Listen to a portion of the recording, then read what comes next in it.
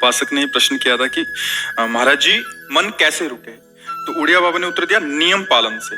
यदि हम नियम पर दृढ़ रहें तो मन हमारा क्या कर सकता है। नियम तो परमात्मा देखता है, हम लोग नियम पर दृढ़ नहीं रहते, इसी से हमारे देश की दुर्दशा है। संध्या वंदन तक का नियम जाता रहा है, भजन करने के लिए नियम की बड़ी आवश्यकता। हाँ, बड़े नियम की आवश्यकता है। तो जैसे प्रातः काल से सायंकाल तक की हर व्यक्ति की अपनी एक दिनचर्या होनी चाहिए। ऐसा नहीं कि आज हम 4 बजे उठे, कल 7 बजे उठे, पर फिर मन को आप कंट्रोल नहीं कर पाएंगे।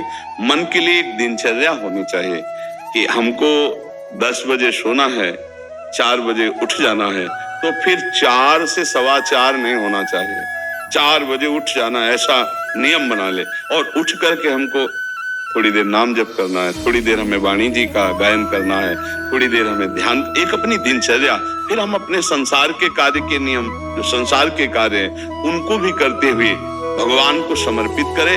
जैसे जो पद में है, जो आपको राष्ट्र सेवा मिली है, जो आपको समाज का, अपने सेवा का दुरुपयोग कर रहे हैं। जैसे हम जानते हैं कि अधर्माचरण है, ये अधर्मी है, हमें पता है दोषी है, और वो हमको कुछ धन दे देता है और हम उसको मुक्त करवाने की बात सोचते हैं, और जो निर्दोष है उसको फंसा देते हैं। अब तुम चाहे जितना माला चलाने की कोशिश करो या दान पुण्य करो, वो तुम्हारा अधर्म आचरण, वो अधर्म का धन तुम्हें सतमार्ग में नहीं जाने देगा।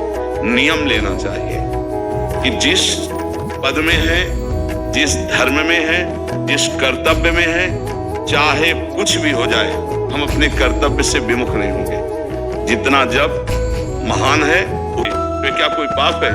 उनका खुला पाप है।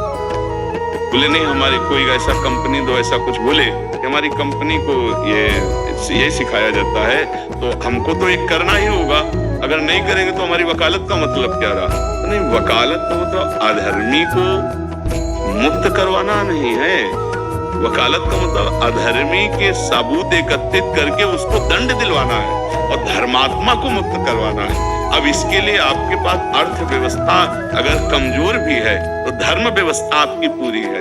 धर्म व्यवस्था ठीक है तो परिवार स्वस्थ रहेगा, सुखी रहेगा, भगवान आप पर प्रसन्न रहेंगे।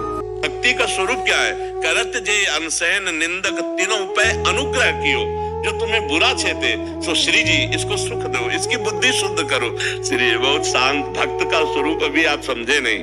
अगर हमारे को कोई गाली दे दे तो हम यही मनाएंगे कि प्रभु इसकी बुद्धि शुद्ध हो जाए और ये भी आपका भजन करे, आनंदित हो। देखो बेचारा जल रहा है, गाली दे रहा है, हे नाथ इस पर कृपा करो, ये नहीं कि भगवान देख लेना। ऐसे फिर भक्ति का मतलब क्या रह गया? हाँ, अच्छा, फिर हमने तर्क रखा कि जैसे आपकी बहन के साथ कोई गलत व्यवहार करे, आपको पता है, और वो आपको 10 लाख रुपया घूस दे, तो क्या आप उसका पक्ष लेंगे? नहीं, तो फिर दूसरी बहन के साथ किया। अब यहाँ विचार करना है ना, अपने भाई का अगर कत्ल किए हो, मुझे पता हो कि ये दोषी है, तो क्या हम पैसे से उसको मुक्त करने देंगे? लगेगा कि जान की बाजी लगा देंगे तुम्हें हम। ऐसे ही एक गरीब आदमी की किसी ने हत्या की, तो आपका पक्ष बनता है। पर ये ज्ञान कहाँ मिलेगा?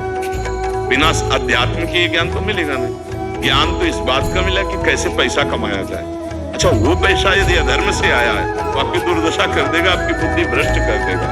तो जो बाबा कह रहे हैं कि आज हमारे समाज की बड़ी दुर्दशा हो रही, उसका कारण यही है कि हमें अध्यात्म का ज्ञान नहीं, हमें धर्म का ज्ञान नहीं, और बड़ी बड़ी गलतियां हो जाती है। बिल्कुल पता है आदमी निर्दोष है और हम धन के प्रभाव से उसको दंड दे देते हैं। वो दंडा भगवान जब आपको पलट कर देंगे तो आप सह नहीं पाओगे, उसका परिणाम बहुत बुरा होता है। इसलिए समाज को चाहिए अपने अपने कर्तव्य का पालन करते हुए एक नियमावली